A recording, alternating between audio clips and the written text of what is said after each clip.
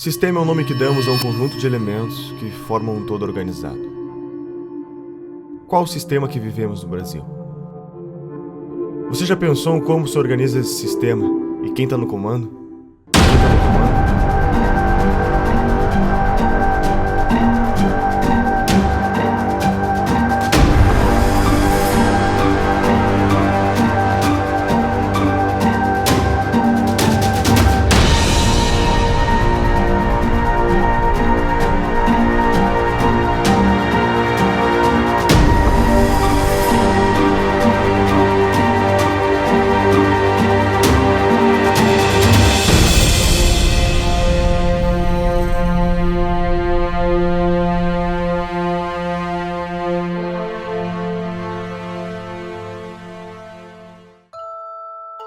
Será que o que vivemos hoje é apenas uma grande farsa, onde a cada 4 anos temos que escolher sempre entre 2 lados da mesma moeda?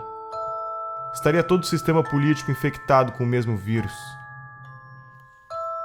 A história da nova democracia brasileira se confunde com o crescimento dessas ideologias de esquerda, pois os mesmos protagonistas que pautavam por esses ideais foram os que fundaram a nossa Constituição de 88, e são hoje os que estão à frente dos grandes partidos políticos no Brasil. Poder é fazer com que você seja obedecido, exercer sua autoridade por meio da influência ou da força. Existem 3 formas de exercer o poder em uma sociedade: o poder político-militar, o poder econômico e o poder intelectual. O que Marx propunha? O que os marxistas? Qual é o sonho dourado do marxista? Não é que não haja dominação, é inverter a classe dominante e a classe dominada. E para isso é preciso tomar o Estado por dentro. Espero que não tenha passado do point of no return, do estado de coisas além do qual é impossível voltar. Quando mais de 50% da população depende, inclusive economicamente, do Estado, quem votará para reduzir o Estado? Quando o Estado alcança um determinado ponto de grandeza, de tamanho, de custo, começa a se tornar inviável trazê-lo de volta a um tamanho razoável. E é por isso a força também da esquerda por um Estado cada vez maior, ainda que isso seja sustentável. Após a morte de Stalin, principalmente nos partidos comunistas em países democráticos, apostaram que a revolução se daria pela tomada dos espaços nos meios de propagação da mensagem, ou seja, pela conquista do poder intelectual. Conforme Gramsci, todos devem ser socialistas sem que se deem conta. Para se conquistar o poder, deve-se primeiramente conquistar as mentes e os corações das pessoas. E quem ficou com o PT, na verdade, foi o público, digamos assim, a base essencial e original do PT, que foi a intelectualidade, principalmente universitária. O PT surgiu com os intelectuais da USP, junto com o pessoal da Teologia da Libertação, um pouco, e a CUT. Mas ele, muito mais do que um partido de trabalhadores, ele sempre foi um partido de intelectuais, né? Então ele foi realmente o primeiro, digamos assim, intelectual coletivo, no sentido do Gramsci, a chegar ao poder no Brasil, tendo seguido a receita gramsciana exatamente, quase ipsis literis, né? Então vários fundadores do PT são intelectuais que, inclusive, foram os primeiros tradutores de Gramsci, que introduziram o Gramsci no Brasil. Há uma espécie de hegemonia do pensamento na formação dos nossos professores alfabetizadores. Eu diria que isso começa em meados da década de 80. E essa formação ela está no cerne do desequilíbrio educacional brasileiro. Os professores são formados nas universidades para aprenderem quem é Paulo Freire, quem é Emília Ferreira, quem é Marx, quem é Lenin, mas não tem a percepção do que é metodologia de ensino com evidência científica, como ocorre no mundo inteiro, né? Isso não é por acaso, né? E a tese tanto do Gramsci como os componentes da Escola de Frankfurt e da guerra de posição. Então as nossas universidades estão majoritariamente dominadas pelo pensamento de esquerda, e é lá que são formados os professores, é lá que é avalizado o livro escolar que vai para as escolas de todo o país. Introduziram o tal do socioconstrutivismo, que hoje sabe que o socioconstrutivismo não apenas imbeciliza a pessoa, mas cria até lesão cerebral, né? E Quem foram os grandes agentes disso? Eu acho que o principal foi a editora Abril, com as revistas Escola, depois era Nova Escola e Sala de Aula, que eram órgãos do socioconstrutivismo. Por aí que entrou Emília Ferreira, Celestão Freinet, toda essa porcariada socioconstrutivista comunista entrou no Brasil através desse, porque era o único órgão que alcançava todos os professores no Brasil. Né? Então, alguém culpou eles pelo que aconteceu? Não, eles não têm culpa nenhuma. O que acontece? Quer dizer, nós estamos saindo aí de quase 2 décadas, né? 20 anos de governo esquerdista. Né? Mais, né? Se a gente contar o período sob os tucanos e tudo, quer dizer, na verdade dá muito mais tempo aí sobre domínio da esquerda. Né? Então o que acontece? Quer dizer, nessas últimas décadas, o maior comprador de livros, né, do mercado editorial, né, quem foi? Foi o governo. Quer dizer, o governo, então, com as compras fenomenais que ele faz todos os anos para distribuir os livros paradidáticos nas escolas, quer dizer, ele se tornou a principal fonte de renda para muitas editoras. Né? Agora, tudo tem um preço. Né? Quer dizer, para o livro ser escolhido pelo governo, as editoras fazem, né, sugerem de maneira muito persuasiva aos escritores que eles escrevam dentro daquela pauta que é estabelecida pelo MEC. Né? Claro que o MEC oferece uma pauta. Né? Ele diz assim, olha, o livro para ser comprado precisa seguir este critério, e são critérios ideológicos. Você tem o gramscianismo aplicado ao mercado editorial muito semelhante ao mercado jornalístico, aos jornais, às revistas. O mesmo tipo de influência, de hegemonia. Você tem no mercado editorial 50 anos, pelo menos, de hegemonia da esquerda no mercado editorial. Isso significa que livros liberais, conservadores, são violentas exceções. Em 2008, a revista Veja publicou uma pesquisa que foi realizada pelo Instituto Census, que comprovou tudo aquilo que a gente já sabia, né? Que, de fato, as escolas, as universidades estão sendo usadas para fins políticos, de propaganda política e partidária. Essa pesquisa do Instituto Census, ela mostrou que 80% dos professores reconhecem que o seu discurso em sala de aula é politicamente engajado. Isso é um número impressionante e que corroborou uma pesquisa feita em 2004 pela Unesco. Então, os dados dessas duas pesquisas são convergentes e mostram que para 78% dos professores brasileiros na educação básica, a principal missão da escola é formar cidadãos. E para apenas 8% é transmitir conhecimento, transmitir as matérias aos estudantes.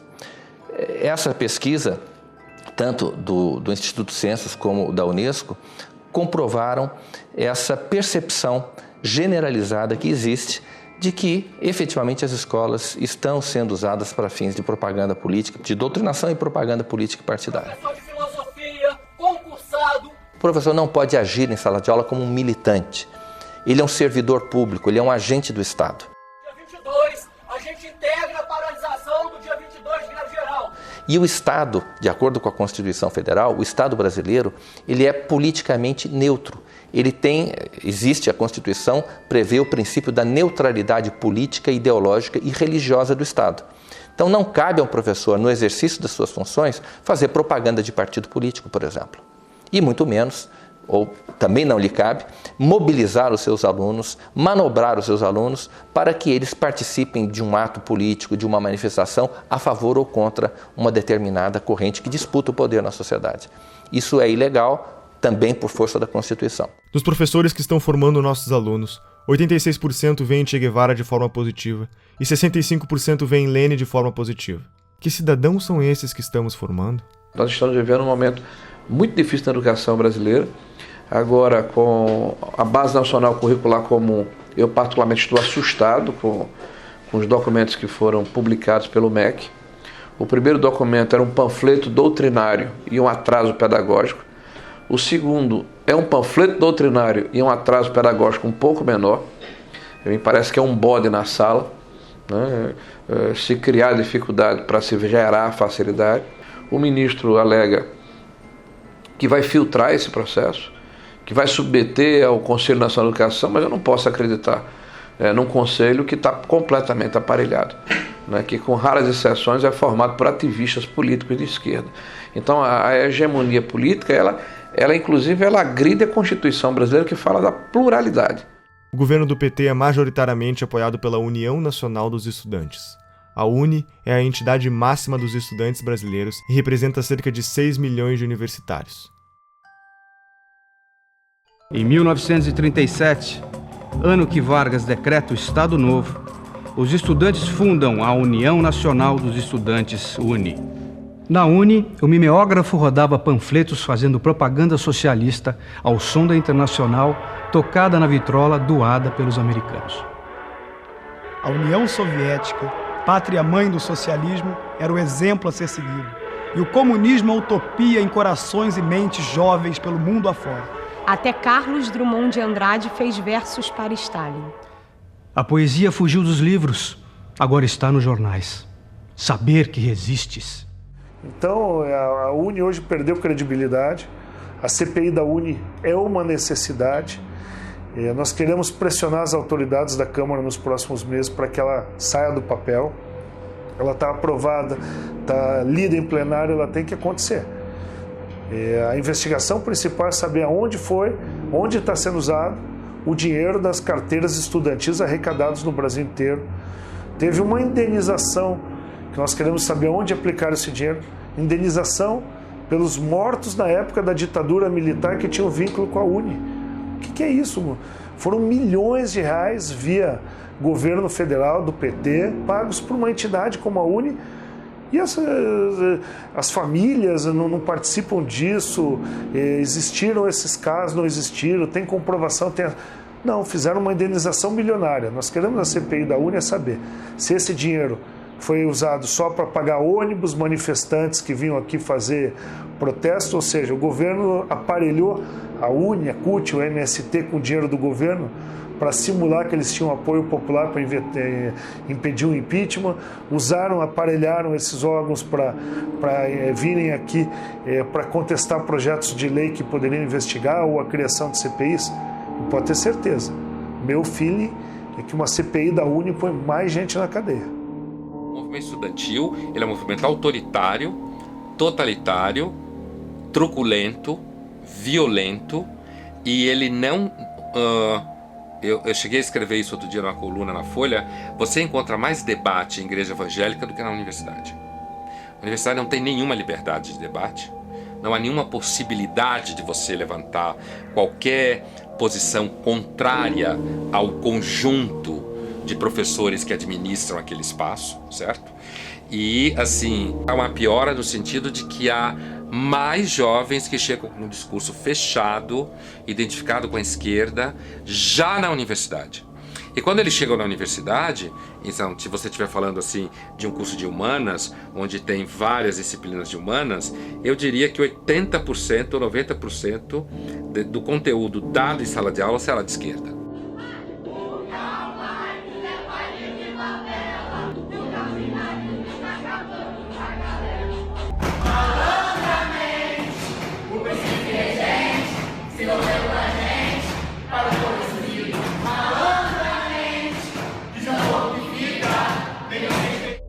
Tomar o Estado por dentro significa mudar a lógica de funcionamento, por exemplo, do Ministério da Educação.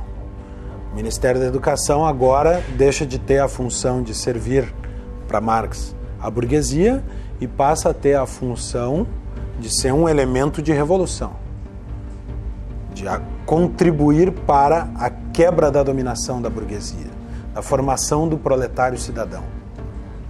Fecha muito com as teorias de educação que são aplicadas no Brasil. Essa questão da hegemonia da esquerda, né, sobretudo no meio universitário,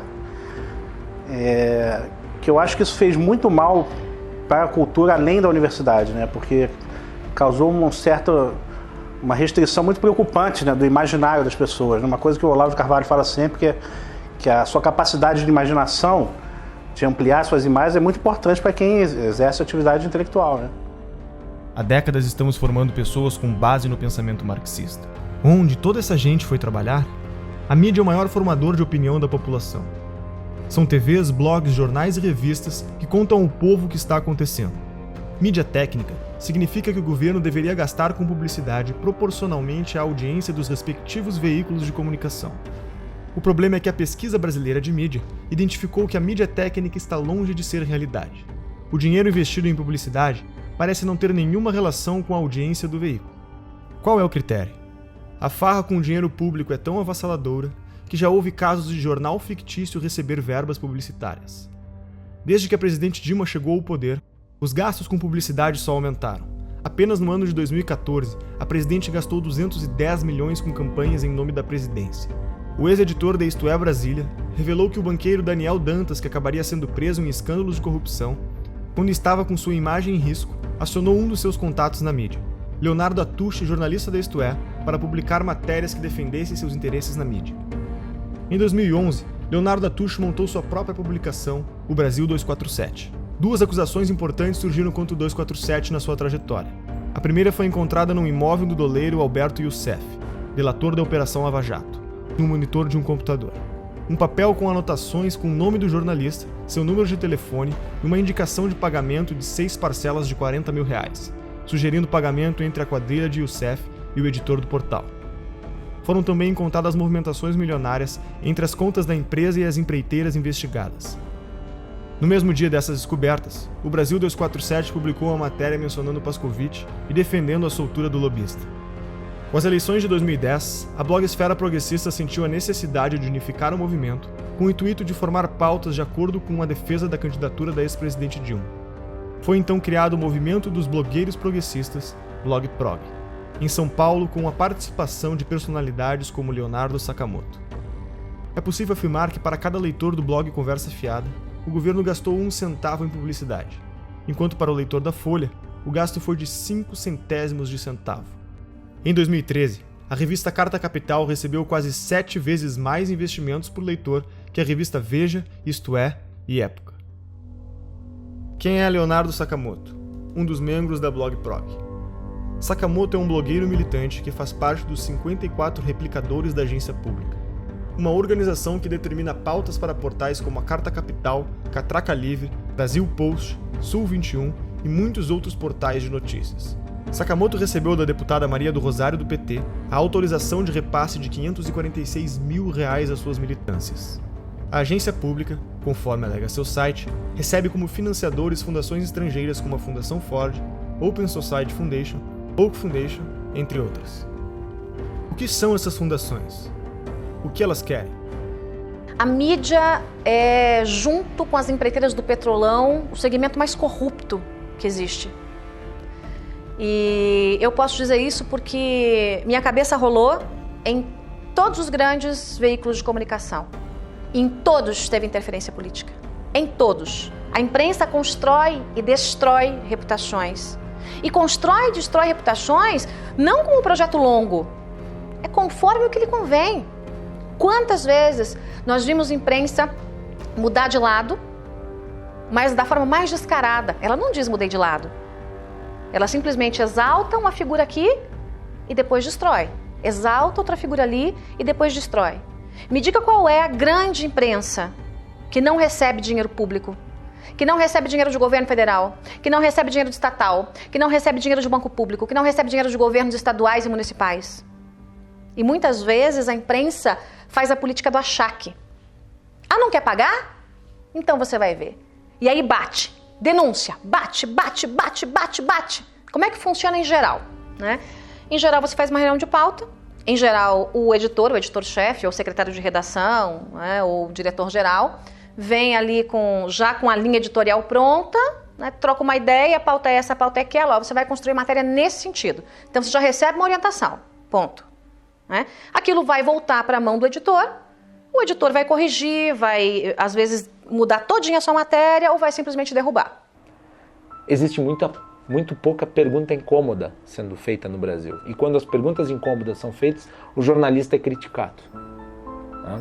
E por outro lado, muitas das perguntas que são feitas não são feitas para o devido esclarecimento das coisas, mas para estimular uma narrativa. Às vezes uma narrativa ideológica, na maioria das vezes uma narrativa ideológica. Em relação aos protestos que nós tivemos ao longo de 2015 e 2016 contra a Dilma Rousseff, contra o Lula, contra o PT, contra a esquerda, contra o esquema de poder que havia se montado no Brasil. A tentativa da imprensa era de vender a tese que estava sendo criada, né, nos grupos acadêmicos, nos centros partidários, nos diretórios de partido, de que na verdade se tratava de um bando de raivosos fascistas que queriam a volta dos militares para o poder. Fazendo uma reportagem sobre um mini protesto que havia ocorrido em favor do impeachment, ainda depois do dia 16 de março, a imagem da notícia era intervenção já. Ou seja, você tenta vender para a população uma coisa que não é. Isso se reflete na cultura. A Lei Federal do Incentivo à Cultura, número 8.313, conhecida como Lei Rouanet, foi criada durante o governo Collor e é o principal mecanismo de financiamento e incentivo à cultura do país. As empresas podem investir até 4% do valor de seu imposto de renda, recebendo o valor em forma de desconto e patrocinando projetos culturais. O Ministério da Cultura deve aprovar o projeto, para então o responsável poder captar o dinheiro. Já parou para pensar quem escolhe os projetos que são selecionados? E que projetos são esses? O grande problema são os editais. Nos editais existe uma comissão que vai julgar os projetos submetidos, né? Então, quais são os critérios da comissão? Aí tem lá uma série de critérios teóricos que eles têm que seguir, né? Mas na prática, a questão ideológica vai sempre prevalecer. Por quê? Porque a maioria das pessoas que participam do julgamento de editais são pessoas de esquerda. E não é só de esquerda socialista mesmo, entendeu? Não é esquerda... essa é a tendência. Então, você achar uma pessoa que, nesse tipo de edital, que não seja assim, é raríssimo. Você me perguntar quem faz parte de julgamento edital e que não é socialista, eu não vou saber dizer. E olha que eu conheço muitas pessoas, né? Então, o critério ideológico vai sempre prevalecer. Então, por exemplo, no meu caso, se você quer fazer um filme sobre Olavo de Carvalho, eu poderia passar 30 anos tentando, submetendo aí, nunca ia passar, jamais, entendeu? A Lei Rouanet se tornou um meio legalizado de desvio de verbas públicas. O incentivo à cultura, cuja proposta inicial era financiar projetos de novos artistas, passou a ser destinada a artistas já consagrados que não precisariam de lei para se manter.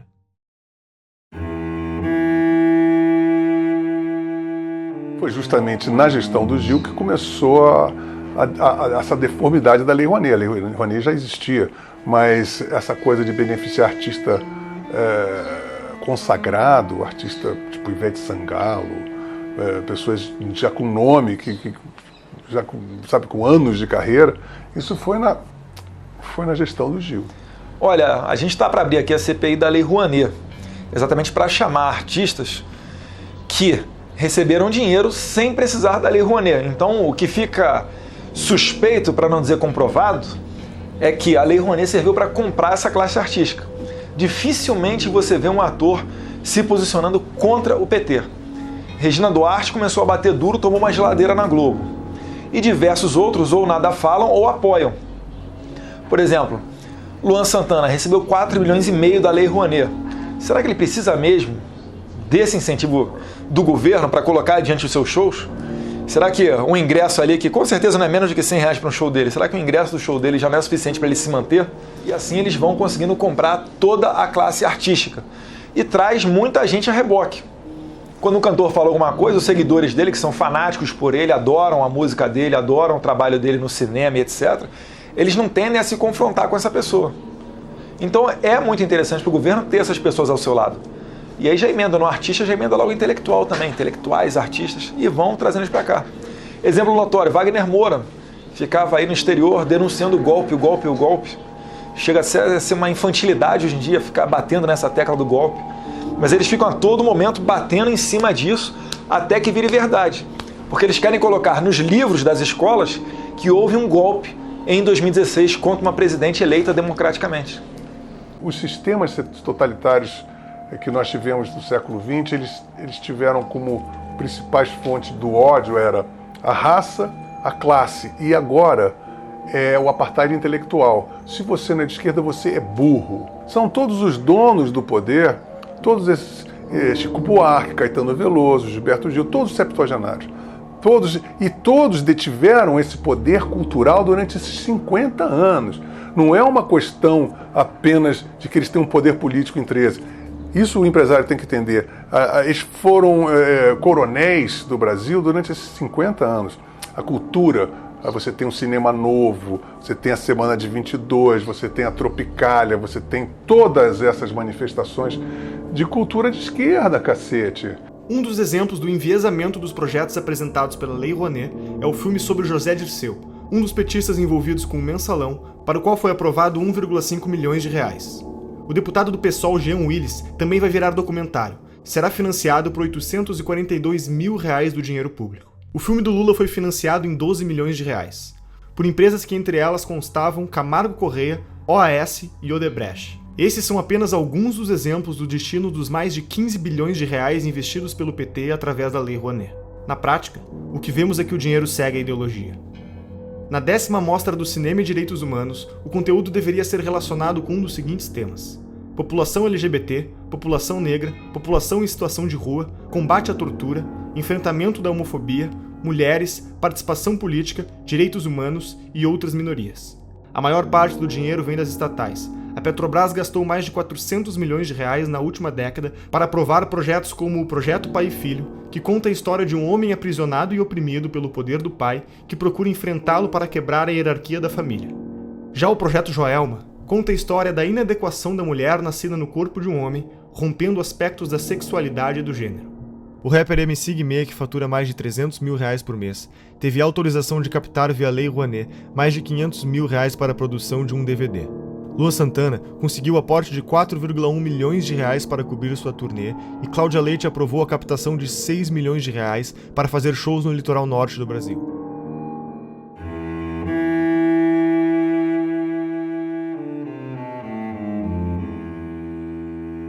No referendo do dia 23, você vai decidir se é contra ou a favor da proibição do comércio de armas. Reagir com uma arma, muitas vezes, pode transformar a situação numa coisa muito pior. Existe hoje no país mais de 15 milhões de armas na mão de civis. Se bala resolvesse o problema, o Brasil seria um paraíso de segurança, né? Olha, tinha artista que pedia o desarmamento, mas andava de carro blindado e seguranças armados até os dentes. Aí é muito cômodo, né? E eu consegui, através das minhas entrevistas, desmascarar esse povo todo. O Ratinho, por exemplo, eu lembro quando eu fui lá debater no programa dele, antes de entrar no programa, eu dei uma volta nas imediações do estúdio e comprovei que o carro dele era blindado. Comprovei que ele tinha 3 seguranças armados. Ele não tinha o direito de defender o desarmamento do povo quando ele não precisava disso, né? Outra, a Angélica, para você chegar no condomínio dela, a 300 metros você não conseguia chegar. Segurança totalmente armada. Se você acredita que vestir uma camisa branca com a pombinha da paz vai salvar a sua vida, use. Mas se você acha que uma arma dentro da sua casa, se você conseguir se antecipar à ação do marginal, vai salvar a sua vida, ninguém pode te negar esse direito. E é isso que nós defendemos, o seu direito de escolha. Se você quer, cumprindo os requisitos, você tem direito garantido. Coisa que, infelizmente, o governo do PT retirou isso do povo brasileiro. A violência pode ser usada para o bem ou para o mal. É que nem arma. A esquerda adora falar que a arma mata. A gente está num país que a gente sabe que tem mais arma que habitantes e que a segunda emenda, que é o direito de legítima defesa, é sagrado. Quando a gente vê a discussão de desarmamento, de Obama e companhia, não tem nada perto com o modelo brasileiro. O acesso do bandido às armas já se dá na ilegalidade. Quem segue a regra foi eu. Fui eu que passei por um processo ultra mega burocrático de 5 dias úteis, que você precisa esperar de background check aqui nos Estados Unidos. 5 dias úteis. Você vai lá, compra a tua arma, que aliás custa mais ou menos 1/4 do que custa no Brasil, 1/5. A arma no Brasil custa 4, 5 vezes mais caro. Você compra a arma, espera 5 diazinhos e vai lá buscar. Foi o processo burocrático que levou. E não tem nenhum custo de despachante, R$1.000 de licença para cá e para lá, não tem nada disso. Porque é um país que entende um direito básico do indivíduo de legítima defesa. Todos os países aonde surgiram os grandes ditadores, uma das primeiras providências dele foi desarmar o cidadão. Hitler, Mussolini, esse cretino da Venezuela, são medidas adotadas para que eles não tenham resistência da sociedade. Só eles podem ter arma. Os países socialistas tendem a essa centralização, ao domínio com mão de ferro de todos os recursos do país. E isso eu acho muito perigoso, porque se esse controle centralizado cai nas mãos de uma pessoa com um caráter duvidoso, com intenções não lá tão boas, ele domina o país inteiro. Mas se for tudo descentralizado, é difícil que se instale, por exemplo, uma ditadura. Penso que é mais difícil. Inclusive, se a população estiver armada, é mais difícil que um governo imponha uma vontade que não corresponda à vontade do povo, se esse povo tiver condições de reagir. Agora, qual é a primeira coisa que se faz quando se quer dominar um povo? Desarma esse povo. O Instituto Sou da Paz, que trabalha pela redução da violência, acha que menos armas resultam em menos mortes. O que a gente precisa fazer é reduzir essa quantidade imensa que tem de armas circulando nas nossas estações. O Instituto Sou da Paz, que começou fazendo campanhas pelo desarmamento em 1997, receberam $492 mil da Fundação Ford do ano de 2007 a 2011 e $1,58 milhões da Open Society de 2013 a 2014. Que ONGs são essas? O que elas defendem? Lembra de Saul Alinsky? Segundo a CPI das ONGs realizada em 2007, foram apresentadas mais de 13 bilhões de gastos de diferentes esferas do governo. Para sindicatos foram repassados R$495.698.000. Segundo a CPI, 81 milhões foram encontrados sem justificativas de gasto. São centenas de milhões de reais todos os anos despejados nos cofres desses sindicatos que não prestam contas ao Tribunal de Contas, não prestam contas à Assembleia, prestam conta a eles mesmos. E tem mais, presidentes que passam 15, 20, 30 anos na presidência de um sindicato desse. É o estilo de Fidel Castro. Né? Eles cobram liberdade, democracia, alternância do poder, mas não praticam, porque eles são cretinos, porque eles são basofiadores, eles são pessoas que dizem, faça o que eu digo, não faça o que eu faço. Nilcea Freire foi a responsável por coordenar as operações da Ford Foundation no Brasil. Foi convidada por Lula para ser ministra da Secretaria de Políticas das Mulheres e também foi reitora da Universidade Estadual do Rio de Janeiro. Foram mais de 2 bilhões de reais investidos em ONGs com posicionamentos de esquerda. O coletivo Leila Diniz tem como definição realizar uma luta antissistêmica contra o capitalismo, o racismo e o patriarcado. Receberam $120 mil da Fundação Ford. Por exemplo, a doutrina de gênero, né, que é uma tese esdrúxula aí, que vem desde a escola de Frankfurt, de uma maneira muito forte, com o movimento feminista, né, de destruição da sociedade atual. Né, isso é uma tese muito bonita, quando eles colocam assim, para dourar a pílula, mas o que está por trás disso é um ovo de serpente, é um cavalo de Troia. Né? Eles querem destruir a família como um processo de transformação da sociedade. E para criar não sei que mostrengo lá na frente, né? Eu continuei tendo muitos seguidores nas minhas redes e um dos meus contratantes, inclusive, sempre se metia nos meus posts. Tudo que eu queria postar, ele queria que eu postasse coisas que defendessem os gays, ele queria que eu postasse calendários de eventos de ALS do Rio de Janeiro, conquistas de movimentos gays que eu tinha que postar, tinha que falar com não sei o quê. Então, assim, eu via que que os GLS não queriam apenas que eu trabalhasse e oferecesse o meu trabalho como eu fazia normalmente. Eles queriam que eu abraçasse uma causa, uma agenda GLS. Uma agenda da qual eu nunca compactuei.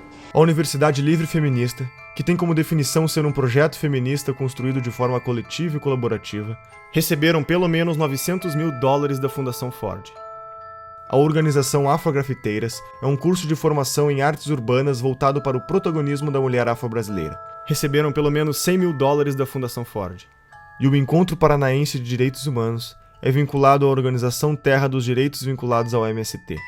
Receberam mais de $2.500.000 da Fundação Ford. E para onde mais nosso dinheiro vai?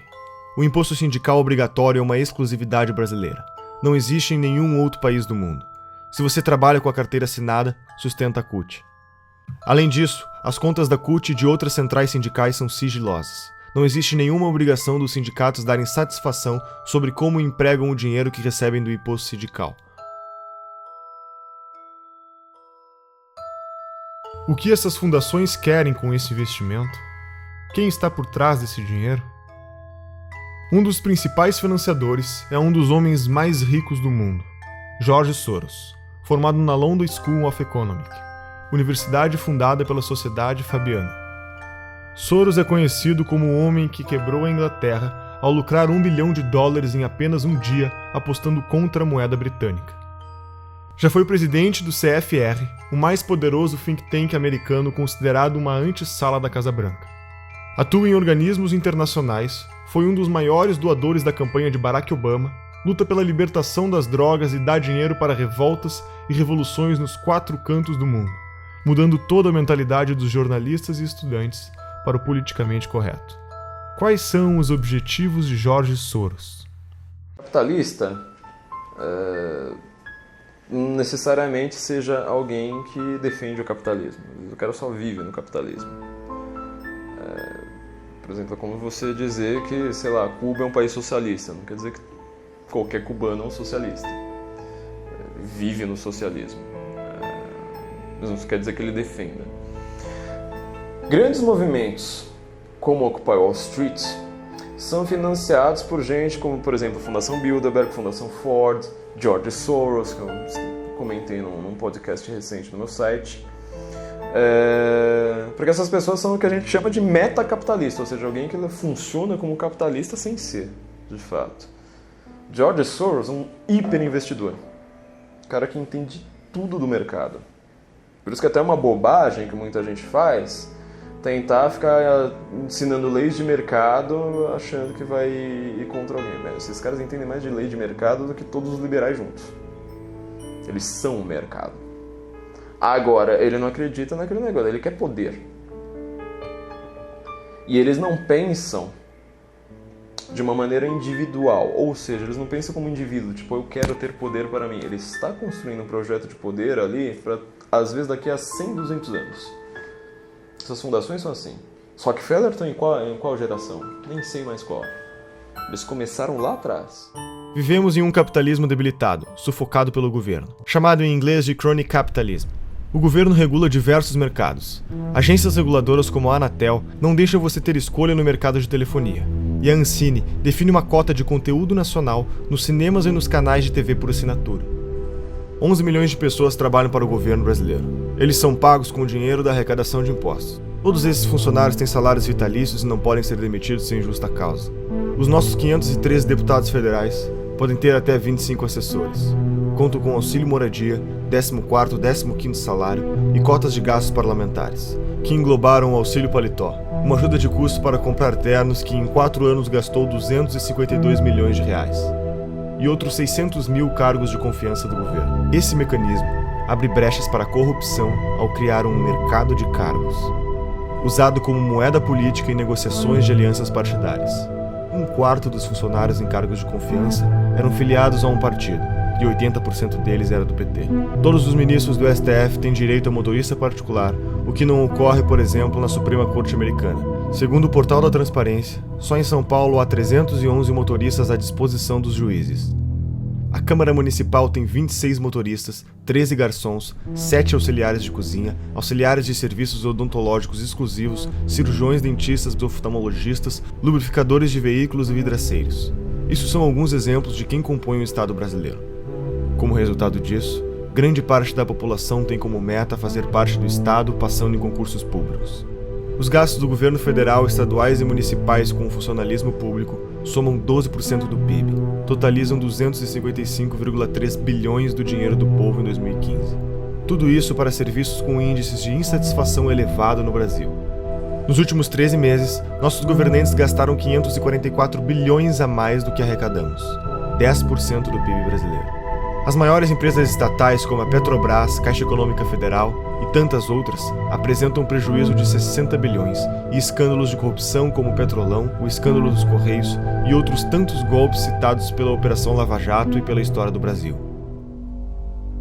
Acho que hoje em dia não resta a menor dúvida que a gente está numa atmosfera totalmente comunista. Né? As pessoas são comunistas. O comunismo tem anticorpo porque eles têm uma dialética que não se sustenta, então eles vão trocando de preferências. Agora, tem coisas importantes para a gente realçar aí.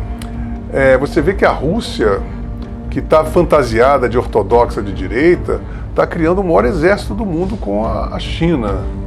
Né? E dizem que essa aliança está por trás de todo esse Fórum de São Paulo. Que eles querem restituir a cortina de ferro com o Fórum de São Paulo. O Foro de São Paulo é a instituição que organiza a estratégia socialista na América Latina. Olha, a Internacional Comunista ela se reúne de tempos em tempos.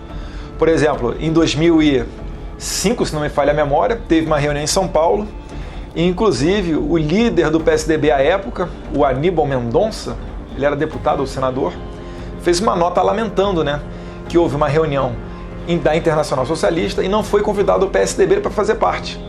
E o pessoal ainda insiste em falar que o PSDB é um partido de direita. Não, o PSDB é um partido de centro-esquerda, são sociais-democratas. A esquerda nunca se preocupou muito em definir o que era a palavra, o que era cada palavra que ela estava usando. Na verdade, existia muito essa ambição de você ser contra alguma coisa, de você unir todo mundo, e estamos juntos nisso contra alguma coisa, então estamos no caminho certo. Né? Só que eles não diziam exatamente para onde que estavam indo e iam causando uma série de tumultos pelo caminho. Então estavam vendendo um futuro hipotético em nome do qual todas as ações no presente seriam justificadas. Aquilo foi muito fácil de entender e de aplicar aqui no Brasil, porque o debate público estava cheio desse pessoal propondo isso. E eu lembro quando tivemos a ideia de construir o Fórum de São Paulo. E aí veio a ideia, conversando com os companheiros cubanos no primeiro momento, de fazermos uma reunião da esquerda latino-americana. Antes que muitos latinos-americanos conhecem Paulo Freire, e ele dizia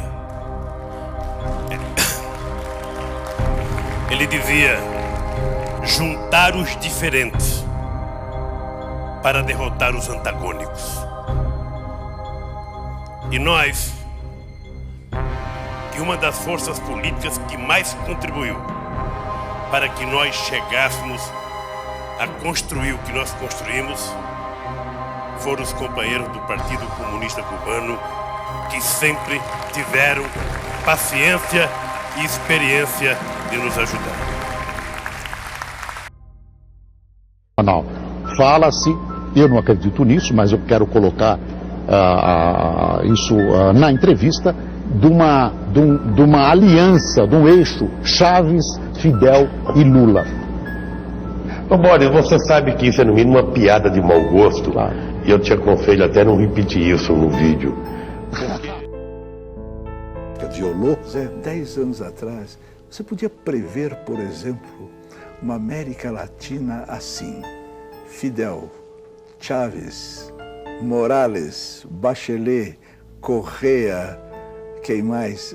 Todos de esquerda na América do Sul. Você podia prever que isso ia acontecer?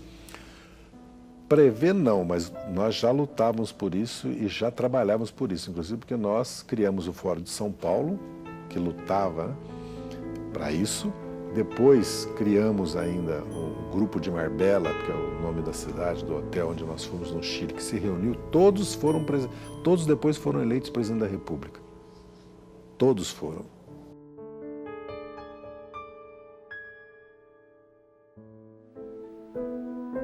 Tudo custou muito caro para o Brasil.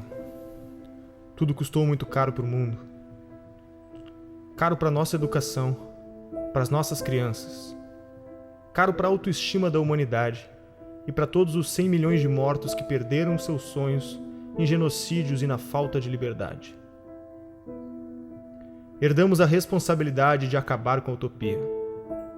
Nós temos o compromisso de aprender com o passado. Não podemos deixar esse episódio da história desconhecido. É nosso dever documentar tudo para que nas próximas gerações os jovens saibam que está na mão deles preservar a trajetória da humanidade. O mundo anseia pela verdade para se libertar e continuar crescendo. Não é só economia nem só política. É a manifestação dos valores da nossa sociedade, das nossas famílias, dos nossos antepassados e de todos os nossos filhos. Despertamos intelectualmente. Não há mais espaço para ditadores monopolizarem as nossas vidas. Agora precisamos quebrar a dominação cultural que nos foi imposta. Durante 16 anos, os jornais, canais de TV e estações de rádio do Brasil se recusaram a noticiar a existência e as atividades do Foro de São Paulo.